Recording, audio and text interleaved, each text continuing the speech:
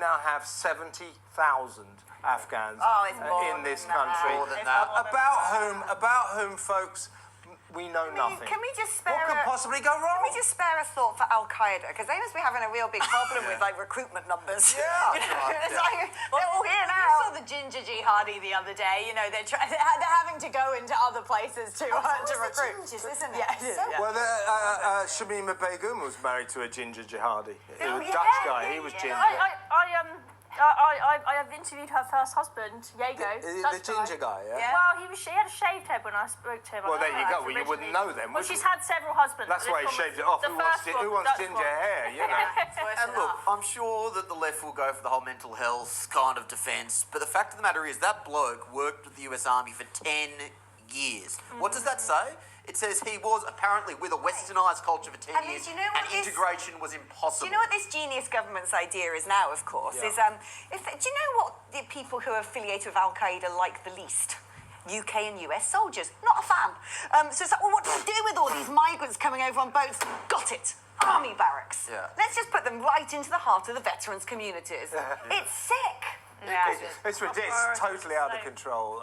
This government isn't even starting to solve this crisis. It's really, really worrying. Next up, though, it is the great Samara Gill. Who would you like to nominate for Plank of the Week, Samara? Well, I'd like to nominate the Met Police, to be honest. I mean, I've got a lot of time for police officers, but a lot of them are not doing their jobs properly. They're focusing on all the wrong things. You know, the totalitarian state, we've got all the bad parts of it. We basically, we haven't... What are the good parts of it? Well, the good parts of it, I tell you what, having lived in some totalitarian countries, streets are clean, you can catch the metro, you don't feel like you're going to get, You don't lose 53,000 people. Correct, yeah, This is very Tucker in Moscow. Yeah, well, I'm not saying that I advocate for those countries, but, we've got the thought police version of it. So what I'm trying to say is the Met Police this week, the farmers, they've been the ones who have been attacked. Now, they were going out there to protest on Rachel Reeves' budget day, and just look at that, if you're listening, it's a farmer getting arrested, getting handcuffed, which on your show, Kev, do you want to tell us what what the police are doing here is, this is theatre. They are actually breaking police rules because under police rules, handcuffing is defined as a show of force. They're allowed to do it only if they feel that the suspect is dangerous, potentially violent, or likely to escape. These are hard-working, law-abiding farmers. This is against police rules. But do you know what actually went on here? This was theatre. Do you know what actually went on here, which is like, it makes this even more farcical? So basically, the farmers cooperated with the police well in advance, saying we're going to have a protest. You know, that's if you're going to be protesting properly, you actually notify the police and work together with them. So that had gone on. And so it was all arranged. The tractors were going to come. They were going to go down Whitehall, etc. At the 11th hour, either 10 Downing Street or the Mayor of London decided they didn't want the farmers because it would be embarrassing. On budget day. Yes. On budget so day. they suddenly phoned the police and said, right, ban the protest. But the problem is, if anyone lives in the countryside like me, I can tell you how fast tractors go. It ain't fast.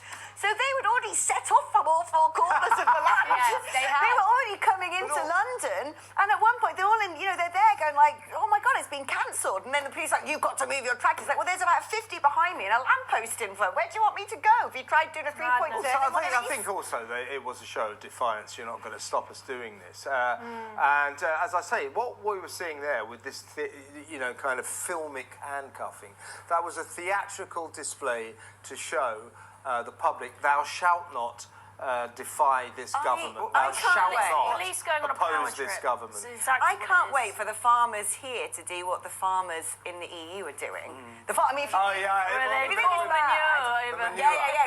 get out those muck spreaders, lads. Well, listen, let me tell you that one of the protesters went down there. She got off her tractor to do an interview. Have a look at this.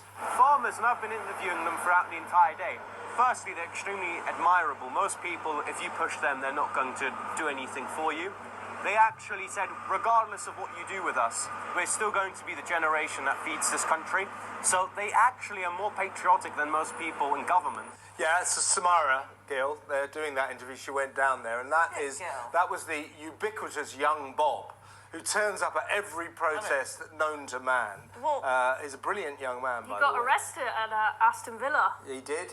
We interviewed him There's a there as reason. well. Yeah, I mean, there's a he's popular, and what he said is so true. He said these people are the people that feed our country, and it's the most unpatriotic thing to do, to be arresting them. They're more patriotic than all our politicians because they told him, and they told me as well, we will continue to feed this country even when Westminster doesn't, taxes us to the hilt, defies all odds, and ruins our entire economics. These people are having to sell their tractors just to make enough money. Yeah, and survive. Rachel Reeves, when she was giving the budget, as part of her speech when she was boasting about her supposed achievement, guess who taxed the she farmers? It's like, boasted about her tax on the farmers. know. What was she thinking? It's one of the least popular but things that she's she evil. has done. There's a question that's crossed my mind when it comes to the police, because I think for a while we just assumed that you had an administrative layer of the what police happened to him that force. wasn't called Sting? Separate type of police. But what we assumed was that you had this woke administrative layer that to get to the top of the police force, you needed to do the DEI stuff, and the actual officers on the ground were going along with it.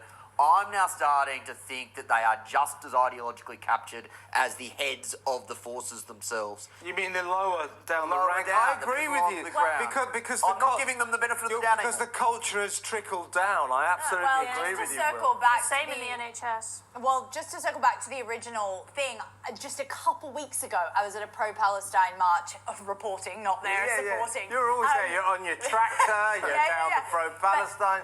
A guy wielding a jihad flag went past 22 police officers. Now, the fact that that guy gets arrested and the guy waving the jihad flag shows to me that we are indeed living in two-tier Britain, and the police are very, very much towards one ideological group that they're captured by and don't want They to wouldn't think have about the cancelled a others. pro-Palestine protest at the last minute, would Now, they? this is where we need the muck spreaders and the pro-Palestine protests to come together. No, well, one that's what weekend.